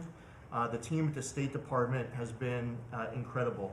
The work with the NEDC on permitting, to be able to get new pipelines built, to get new factories started, The list, it's amazing. So, you know, somebody out there might not realize the relationship between the Environmental Protection Agency and the Department of Defense. The amount of work with Secretary Hegseth and the Army Corps, from responding to the LA wildfires, to getting more water flowing in California, which is also something that Secretary Burgum is involved with, to helping the farmers, the ranchers and landowners to revise the waters of the United States definition so they don't have to go hire an attorney or consultant to tell them whether or not a water on their property is subject to federal regulation. Thank you for putting this entire team together. It's an honor to be at the Trump EPA, where we choose to both protect the environment and grow the economy. It's a very happy Labor Day for America's workforce. And Lee, in Los Angeles, if you could, because of the fires, Lee was there, and as you know, we have very strict federal rules having to do with the rebuilding of those houses. And Lee was able to get the approvals done for everybody immediately. It was so fast, nobody could believe it. And the mayor and the governor still haven't gotten their approvals. And they're gonna have riots out there for that reason. These are great homeowners. They want to build a house, they can't get approved because you have the mayor, Bass, who has no idea what she's doing. And you have a governor who is just such a bad governor, and the people are unable to build their house. The toughest permit to get was the federal permit by far, and yet he got them all in a short period of time after the fire. How long did it take? Well, Mr. President, you came in, signed an executive order, and told the EPA that we had less than 30 days to complete our hazardous material removal, which the initial response, once all of our heart rates went down a bit, was just to figure out how to get it done. We got it done in just less than 30 days. The Army Corps of Engineers then comes in for the debris removal. The federal government, in clearing over 13,000 properties that were destroyed because of these wildfires. We've got to the point today where property owners all across Los Angeles, they're grateful to the Trump administration. They're happy that we did our part, but they are desperate to rebuild. And there is not a single green light approval that they are waiting for from the Environmental Protection Agency. The EPA and the Army Corps of Engineers proudly have done our work. It's important for those local officials to let these property owners build on their land. It's their property. It doesn't belong to the mayor of Los Angeles. And they need to represent their people better. They're ready to build. When will they have their permits from Los Angeles? Well, here's the problem, Mr. President, is that they have been ready since the moment we were done with the federal part. I mean, I was visiting a week after. Actually, I thought my first trip was going to be to Los Angeles. However, the moment I got confirmed, the vice president said, "You're going to East Palestine right away." So that actually ended up being the first visit because the vice president's so passionate about that from the great state of Ohio. Then we went to Los Angeles from there. We're talking about the beginning of February, where we were meeting with property owners already. They were already all set up. They had the contractors. It was the beginning of February, and they were waiting for green lights from Los Angeles to be able to go onto their property and start rebuilding. Some of the same people who were waiting for a green light ready with the contractors at the beginning of February are still waiting now in the middle of August. Let these Californians rebuild. And they're talking about also taking away some of the properties and building low-income housing on those properties. They're going to have problems like they've never had before. These people don't know what they're doing. So we have all our permits. Everything the federal government has to do was done long ago. They should have been. I went to a town hall with Lee, but we were there, and the mayor was saying it would take 2 years, maybe 3 years to get this approved. I said, no, not 2 years, 2 days. They should have it in 2 days. And I toured the site, and I met 100 homeowners, all standing in front of this site a couple of days after the fire, and they were ready to go right then. They wanted to just build right then. And the city won't let them do it. Los Angeles, I don't think it's that they won't. I think they're incompetent, okay, to be honest with you. I think they just don't know how to go about it. It is so badly run by Newsom and by Mayor Bass. Mayor Bass, she was in Africa during the fire. She knew the fire was starting to rage, and she decided to take a trip to Africa. These people are they're just bad. You know, you talk about make America great again. They could never make America great again, but we are doing that. Congratulations, you found some interesting things, Dulcie. She's becoming a bigger and bigger star every day. She found a lot of good things. Go ahead. Thank you, sir. As we approach Labor Day weekend here, this is just such a great opportunity really to recognize your leadership as a true champion for working people. And I know we'll hear as we go around the table here how your focus singularly on putting the well-being and interests of the American people first is that common thread that we're seeing in your policies being implemented across your administration. For ODNI, number one, our focus is and must always be making sure that our intelligence community is focused on our mission, keeping the American people safe, secure, and free. We're doing great work on this front. I'll point out our National Counterterrorism Center, led by Director Joe Kent, are working across different agencies with Homeland Security, DEA, FBI, and others to catch terrorists, both those who are trying to come into our country, those who may already be in our country. They are finding the worst of the cartel bosses and making sure that they're not able to continue to wreak havoc and terror in our communities. Secondly, Mr. President, you have charged me with the mission of finding the truth and telling the truth to the American people. And we've exposed some of the worst examples of the weaponization of intelligence in the last several weeks. I will continue down that mission and that path wherever it leads. Transparency, telling the truth is what will drive true accountability for the American people who deserve nothing less. And lastly, Mr. President, all of us are charged with being good stewards of taxpayer dollars. I've gone through a reorganization for ODNI that we've announced in the last week. We've cut nearly half of redundant, unnecessary functions within ODNI, saving taxpayers over $700 million a year. We will continue focusing on our core mission in keeping the American people safe and appreciate your leadership and your focus on this most critical task. And you've also found many bags of information. I think they call them burn bags. They're supposed to be burned and they didn't get burned, having to do with how corrupt the 2020 election was. And when will that all come out? Mr. President, I will be the first to brief you once we have that information collected. But you're right, we are finding documents literally tucked away in the back of safes in random offices in these bags and in other areas, which again speaks to the intent of those who are trying to hide the truth from the American people and trying to cover up the politicization that was led by people like John Brennan and James Clapper and others that have caused really immeasurable harm to the American people and to our country. Great job. Thank you. We look forward to hearing it. The public looks forward. Thank you very much. Administrator? Thank you, Mr. President. Well, everyone knows there's no stronger advocate for hardworking American families than you, sir. Thank you for the largest tax cut in American history for working families. The average family of four is going to save about $10,000 take-home pay more a year. And what we're seeing is an increase in the child tax credit, the increase in the standard deduction. Hardworking families are going to benefit from this bill, and small businesses. There's no bigger beneficiary than Main Street, because small business makes up 99% of all businesses in this country. I've traveled to nearly half of our states, 24 unique states. I've made 40 state visits. In fact, I was with our great vice president at a small business manufacturer in Georgia last week. I was with a trucking company in Ohio. I was in Michigan at a motorcycle manufacturer. The return of Made in America is going to be driven by small businesses, because 98% of all of our manufacturers in America are small and medium businesses, 600,000 factories that employ 5 million people. And as Secretary McMahon mentioned, this work-based learning that is going on in professional and trade schools is real. I've visited them from Utah to Maine to Georgia and seen this revolution in education happening.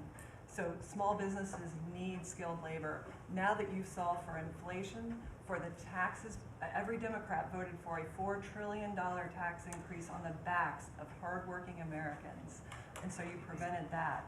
And now we've got fair trade. And thanks to Administrator Zeldin, we're seeing deregulation. I mean, this diesel exhaust fluid crushed farmers and construction and other heavy industry. So rolling that back makes a real difference for small business. And your domestic economic agenda is amplified through small businesses, which is why small business optimism is above its 53-year average, finally. And so Main Street appreciates it. What Main Street wants now is a rate cut. They feel burdened by high interest rates. They would grow higher and expand more if they could, but the interest rates are really hurting them. And finally, I want to say thank you for your executive order on debanking. We're about to announce a major investigation on debanking. It happened to you and your family. It happened to me. It happened to thousands and thousands of Americans. And unfortunately, disproportionately on those that had conservative values, on Christians, on pro-life, on 2A businesses. And so we're going to be talking to the banks about that. The SBA operates the largest government business loan program in the federal government. We have a network of 5,000 banks. So we're going to be making sure that that never happens to anyone. All right, guys, now 1:30 right here on the Fox 5 Live Zone. Obviously, the president is still conducting his cabinet meeting. One of the big stories out of that cabinet meeting, the president stating that, well, with regard to the capital punishment, should someone commit murder in Washington, D.C., he hopes to soon and very soon make it so that they receive the death penalty. Rhetoric coming from, yet again, President Trump just minutes ago out of that cabinet meeting. Now, I got to tell you, typically right here on the Live Zone, any and everything that the president does, we take firsthand and we cover. However, very far and few do we, well, discover a story that deserves all of our attention. And today's that day. Just minutes ago, we got word that none other than Taylor Swift is engaged to Travis Kelce. Taylor and Travis jointly posted photos of the proposal on Instagram, multiple pics of them in a garden setting with Travis down on one knee, the caption reading, "Your English teacher and your gym teacher are getting married." Now, I'm smiling from ear to ear, but I got to tell you, perhaps there's no one that will smile even bigger than my next guest, and you get a chance to see her each and every day right here on Fox 5. We're talking about Jacqueline Matter joining us right here on the Live Zone. Jacqueline, I got to tell you, as soon as I heard this story outside of Taylor and Travis, the first person I thought about happened to be YOU. It's as if you're getting married all over again. You know what? It really is. When I tell you, I was freaking out. I'm at the gym. I stepped outside real fast just to come chat with you. But I was losing my mind when I saw I was going to check my phone, get my workout plan as I walked into the gym.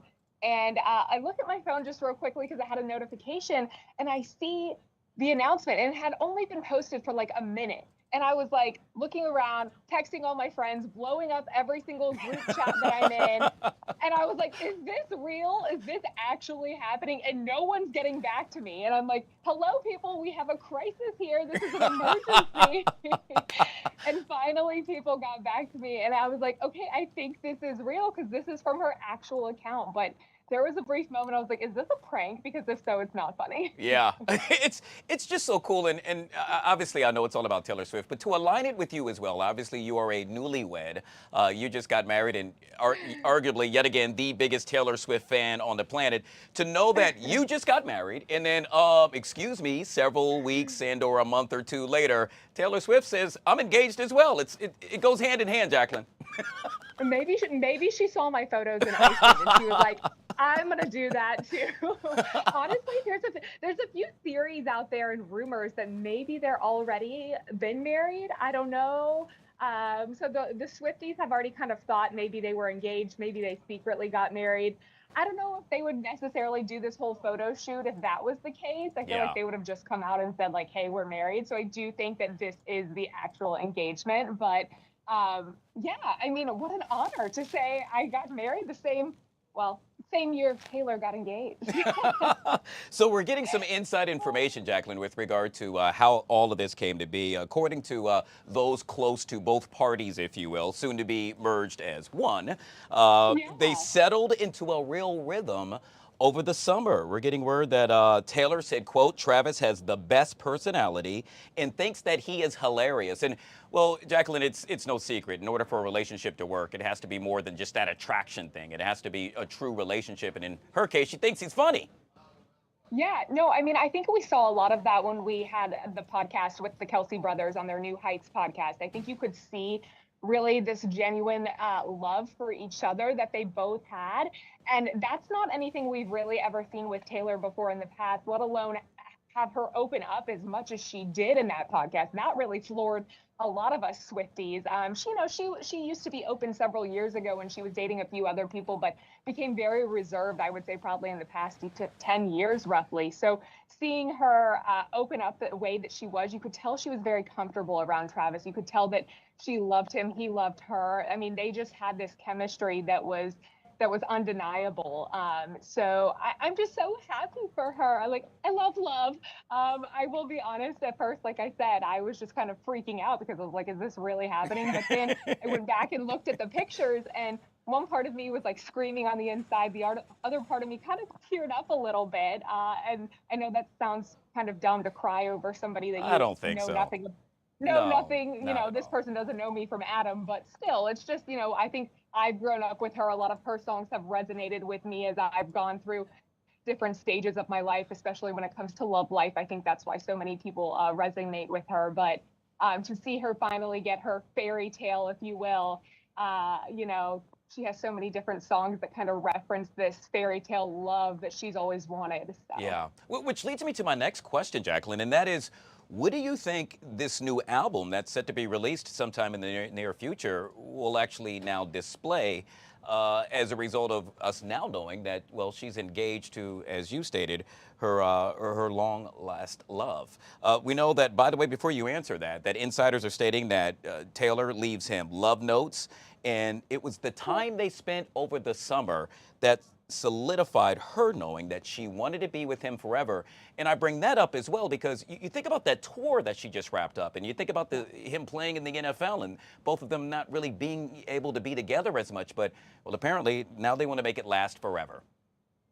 I know. I'm not really sure what to expect from this new album. I'm looking forward to, I think it'll definitely be a more upbeat, more lighthearted, but also a lot of love songs in it, but still a love song in an upbeat way. She's happy, she's excited, she's elated.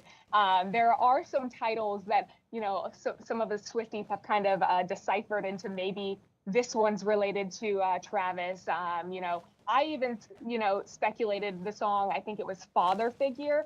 I don't know if it's necessarily A, about her father, or B, is it referencing what she sees in Travis as a future father figure for her children down the road. That's kind of what I took from that song. Again, we don't know what that's going to look like, but there's a few other songs that I've kind of been like, I could see it going this way to being about Travis. But it's crazy to think that all of this started with a friendship bracelet, right? When Travis Kelce brought a friendship bracelet to one of her concerts, and here they are getting married. Yeah, so it's gone from a friendship bracelet to now an engagement ring. And speaking of which, we know that engagement ring is an old mind brilliant cut. The jewelry designer is Kindred Lubbock. I'm taking a look at this thing. It's the real deal, Jacqueline. Yeah, did you see this thing? I mean, it's massive. That's insane. I mean, I almost thought it was I didn't even think it was a diamond at first because it was so huge that I was like, I had to zoom in and be like, is that an actual ring or is it some sort of Jacqueline, stone? we didn't necessarily have to zoom in. We could have zoomed out. That's how big this thing is. I needed all the details. Yet again, Travis Kelce. Oh, I'm sorry. I start with Taylor Swift. Taylor Swift and Travis Kelce now engaged. And this is truly monumental. It's funny, to your point, it's as if we all grew up with them, loving their music, and for me, actually loving the play of football. And to see that these two folks have truly found love, it's just really exciting for all around. Yes, absolutely, and I'm glad I can be the Taylor Swift correspondent for Fox 5 DC. When and if we ever need anybody, I'm here. Well, good stuff. Hey, Jacqueline, I wish you happened to be here in the newsroom. It's just buzzing. Everybody's just smiling from ear to ear. Sure. I'm literally texting like half of the people in the newsroom about this. So all of you back in the newsroom, hi, I see you. I'm not answering your text right now because clearly I'm on Live Zone. But literally, I texted all the Swifties in the newsroom and was like, what is happening? Well, we now know. One more time, yet again, Taylor Swift and Travis Kelce are now engaged. And we don't know the date as yet with regard to when they plan to walk down that aisle. But believe you me, everybody will cover it when we find that out. Yeah. this is about to be the next royal wedding. Jacqueline, I truly appreciate it. Know you're busy. Thank you so much for hopping on. Sounds good. Jacqueline Have a Matter. good one, guys. Of course, Bye. Good Day DC, but right now she's our Taylor Swift correspondent and kind enough to join us right here on the Live Zone. All right, guys, here's what we'll do. We'll take you back to the White House where President Trump yet again holding a cabinet meeting, sitting down with all of his cabinet. One of the big stories with regard to that, if you're just joining us, the president earlier stating that here in the nation's capital, the way he wants it, if someone commits a murder, he wants them to face capital punishment, quote unquote, the death penalty. Rhetoric coming from President Trump earlier this hour right here on the Live Zone. Let's take a look yet again back in. Secretary McMahon, I have an MOU with Administrator Loeffler. That's important to share the data points on how important this is. In June, we awarded nearly $84 million in grants for the capacity of what? Registered apprenticeships, an executive order to have 1 million active apprentices across this nation, where we've already registered 185,000 since in the last few months. One of the other things that we have done is the Biden administration's guidance on cryptocurrency. And thanks to you and your leadership on that, we've rolled that back. And of course, we're going to see the 401k, the investors in our alternative assets. That's been key through the Department of Labor to work through. Partnering with our agencies, again, as I mentioned before, is important as we work together. I have visited, I'll be 31 states on my 50-state tour by the end of this month. I'm headed with Secretary Duffy, with the South Korean President Lee today as we move through the shipbuilding. We will do that in Philly, and then I'm off to New England to talk to those states about how important the apprenticeship program is. But while I visited Hexel in Salt Lake City, 100% domestic carbon fiber for the Department of Defense as they produce. They are announcing another $1 billion investment per your executive order on advanced manufacturing. So it is working. Everything that you have been saying since you were elected and since we all can put into play has been working. Ohio, McDonald's is investing 375,000 new jobs. The shrimpers I visited as well, and they need our help in protecting that industry for our American fishermen and shrimpers. In Minnesota, I toured Cambria. When we're talking about quartz countertops, all made in America. And again, in Oregon, where we are expecting a crackdown. Thank you for what you are doing with your agents on ICE, and thank you for the prosecution that I hope you will come to Portland, Oregon, and crack down. But while there are still good people, I was able to visit Buckeye Pacific, really a trading floor for the timber industry. So we still want to focus on great, hardworking American businesses. Mr. President, I couldn't be more excited to ring in Labor Day in Erie, Pennsylvania for the Labor Day Parade. I will be there to welcome it. It is an honor to serve this country. It is an honor to serve under your administration as the Labor Secretary, and we will kick off, and Republicans will own Labor Day again, not Democrats. We will own it because we are, and you are the president of the American worker. So thank you for everything that you've done. Thank you very much, Lori. Absolutely. You're doing a fantastic job, and I will tell you that Lori was recommended by the Teamsters. And I said, that doesn't really work, does it? And it turned out to be one of our best choices. So I just want to thank you and Sean, who, as you know, recommended you very strongly. You really turned out to be a gem. Thank you. I was able to talk to the president on the phone the other day. He called and we visited, and he said, but I know that you were, you know, a little bit middle of the road and not so sure. I said, Mr. President, I have been a Republican. He's like, what? Wait, what? Now I like you even more. So You're doing a I great job. appreciate it. Thank you, Lori. Thank you. Thank you. Pam? President, I'm working with everyone around this table almost daily on legal issues that we're winning on. But today, because it's Labor Day, President Trump, if I could focus on public safety, not only domestic, but from our foreign adversaries. And Secretary McMahon, I know you know, kids are out of school this weekend. It's Labor Day. And Secretary Duffy, you know, our highways are going to be packed with travelers coming to not only our nation's capital, but all over this country. We're also going to have boaters, Secretary Duffy, right, on our waterways. It is illegal to be under the influence and on a boat. So get a designated boater if you're out on our waterways, whether it's the Potomac or the Gulf of America or the Pacific. Wherever you're out this weekend, people need to be safe.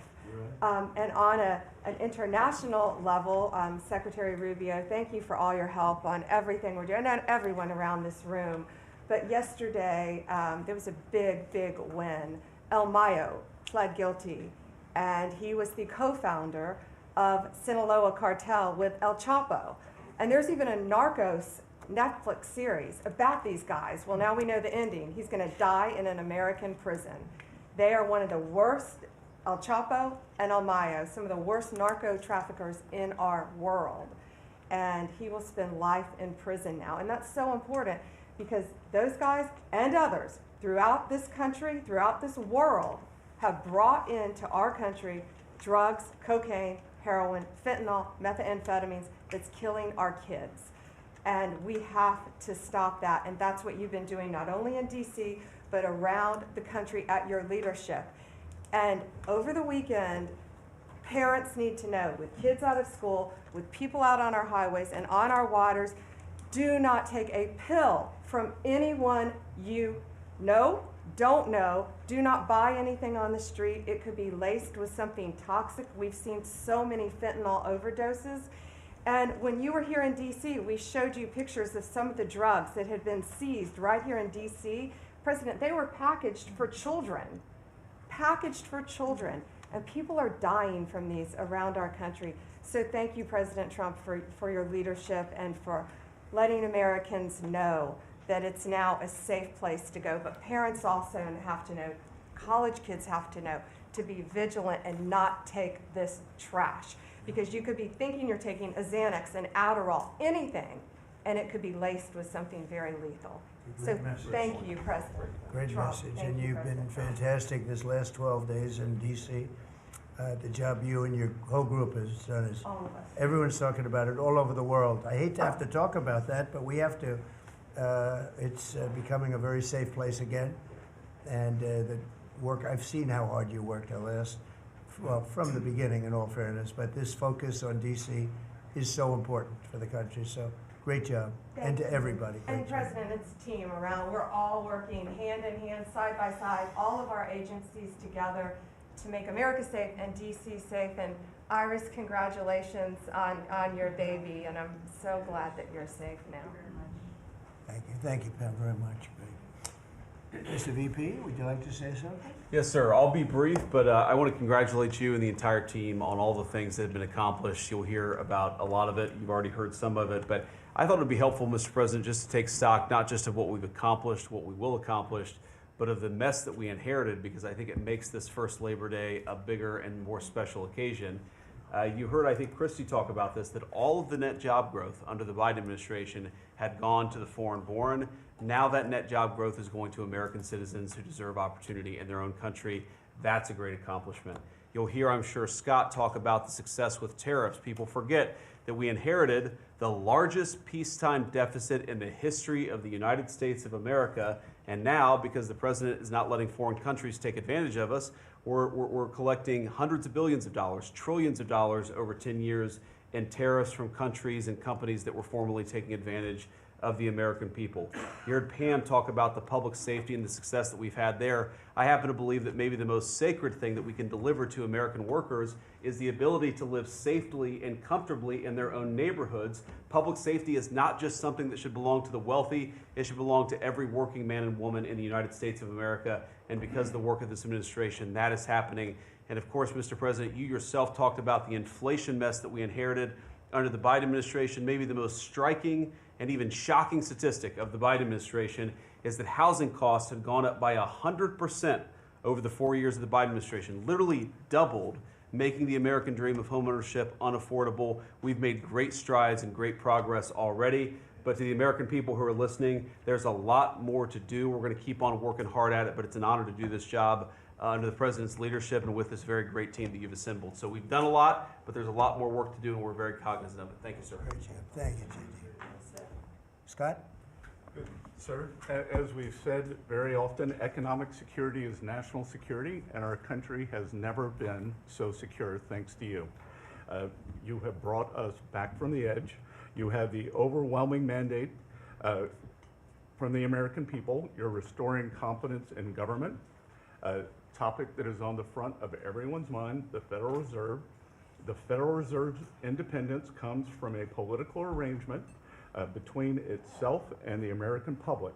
Having the public's trust is the only thing that gives it credibility, and you, sir, are restoring trust to government. You are weeding out the waste, fraud, and abuse, and the old ways of doing things are not good enough. We are seeing a blue-collar boom. In the first 7 months of your administration, real blue-collar wages have taken off. And the only other time that they've done this in the past 70 years was in your previous term. Your efforts on tax, trade, and deregulation have boosted paychecks for American workers while slowing the pace of inflation and lowering the cost of energy. Inflation has plummeted to just 1.9% since you took office, and the economy rebounded with real GDP surging 3% last quarter. The blue-collar boom coincides with a CapEx comeback. In anticipation of your one big beautiful bill becoming law, CapEx increased by American businesses by nearly 14% in the first half of this year. And as you and I talk about frequently, and as that chart or that photo attests, we are going to see I believe, a bigger CapEx boom from here. This is just the beginning, just the beginning. You have saved this country by making it the best place in the world to do business again. Treasury is helping to implement these new provisions, as well as no tax on tips, no tax on overtime, and no tax on Social Security. This weekend, I will be meeting with workers from local restaurants to discuss the positive impacts of the pro-labor reforms on no tax and tips. And I have to tell you, thanks to you, when I go into a restaurant or stop by a hotel doorman, I am the most popular person there. And since my first job at age 9 was as a busboy getting tips, I am going to spend Labor Day going from restaurant to restaurant talking to workers who receive substantial amount of tip income. So I'll hear directly from them how your one big beautiful bill is increasing their take-home pay and making a big difference. Now, we can also talk, that is domestic. On the international front, you have leveled the international trading system whereby countries took advantage of us, and that's over. It's over. The Treasury Department is taking in record tariff revenues that I had been saying was running at a rate of $300 billion a year. You chastised me for saying that it's not, that number is too low. And as usual, you're right, that we had a substantial jump from July to August. And I think we're going to see a bigger jump from August to September. So I think we could be on our way well over $500 billion, maybe towards the $1 trillion number. This administration, your administration, has made a meaningful dent in the budget deficit. The average budget deficit during this term is 26% less than the last 12 months under Biden. And even the CBO, and we don't agree with CBO on everything, as you said, last Friday, on a summer Friday, had to admit that they believe over the next 10 years, the budget deficit will be $4 trillion lower than they had previously scored. $4 trillion, 3.3 trillion of tariff income, 700 billion of lower interest cost, and I would expect that that number could go up from here. So, Mr. President, your return to the White House marked the return of the American worker. Thank you for reclaiming Labor Day for the American people. You're growing the economy for everyone, especially the middle and lower income households who suffered disproportionately under the last administration, and it's an honor to do this under your leadership. Great job. You're doing great. Thank you very much, Scott. Brooke? Sir, I dropped my second son off at college last week. And I wasn't planning to say this, but just listening to everybody, I want to put a little bit of a personal touch on this work. He started his freshman year yesterday at Texas A&M, for all my SEC friends in the room. Thank you for saving college football, by the way. We're all very grateful. The country just feels different. It just feels different. There's such a optimism and a love. There's a faith movement going through, especially with our younger Americans. And for those of us with kids in college, I know we feel it. And I experienced it firsthand last week, moving him and my other older son in as well. As we move toward Labor Day, you have made a lot of dreams come true for a lot of people, but one of my longtime dreams was for the right to recapture Labor Day. And I've been talking about this for almost 20 years and writing about it, that why are we ceding the day that we are celebrating the American worker to the Democrats? Because this is our day. Perhaps of any day of the entire year, this is our day. America was founded and fought for by fishermen and farmers and workmen and et cetera. The Genesis, the first book of the Bible, talks about the righteousness of work and the art of creation. And so to be part of this effort to represent the farmers, the ranchers, the agriculture industry, at this moment in time, which I do believe we're in a revolution. 1776 was the first one, 1863 or so with Abraham Lincoln was the second. This is the third with Donald Trump leading the way. And we are saving America. And the idea that we are putting the worker, the very central component of the American dream, at the center of it is the reason that it is so. So at USDA, it continues to be my greatest honor to fight for the original American worker, whom I think the farmer is and what they represent. And as we are building new systems and new structures, as we have this year going to have the best harvest on record for our row croppers and others, what this team has done and is doing to open up those markets to ensure that these farmers can continue to return prosperity to rural America. I'll finish with this. This morning, we had a working group with 6 of our cabinet members. Bobby Kennedy representing healthcare, Linda McMahon education, Lee Zeldin deregulation, Kelly Loeffler small business, Lori Chavez Rimmer labor, and Scotty Turner housing. And how you leading the way in your vision, how that will return the golden age to rural America, to the very fabric of our country. And whether it's better hospitals, better education, more opportunity, less government, better and bigger small businesses, better opportunities for our workers, and better housing, and of course the agriculture piece of that, through the big, beautiful bill, the bill, what it did, the greatest investment in rural America in history. And now the opportunity to effectuate that is, again, a game changer, a country saver, and what a joy to be able to do it under your leadership. So thank you so much. Really good. Thank you. Beautifully stated. Thank you very much. Yeah. Scott? Yes, sir. Thank you, Mr. President. I'm so grateful to be here to celebrate Labor Day with the greatest team in America. And it is football season. Yet again, President Trump holding his cabinet meeting started just a little bit after 12 noon and continues. You can continue to watch it as well, as we will stream it live on our YouTube channel. I want to point out yet again, one of the big things that came out of the cabinet meeting, the president stating that should anyone commit murder and actually be found guilty in the nation's capital, he would like that person to receive the death penalty. Rhetoric coming from President Trump moments ago as that cabinet meeting continues. Also, the big story of the hour, if you haven't heard, let us be the first to tell you. Taylor Swift, Travis Kelce, yeah, they're engaged, going to walk down the aisle and say, I do. That news occurring during the Fox 5 Live Zone as well. Obviously, we will have continuous coverage throughout the afternoon on all things Taylor Swift and Travis Kelce, as yet again, congratulations going out to them because they're now getting married. On behalf of my producer, Remy, I'm Guy Lambert. We do it each and every Monday through Friday, 12 to 2. Tell a friend and bring them on in, and we'll see you tomorrow. The Take coming up next, right here on Fox 5.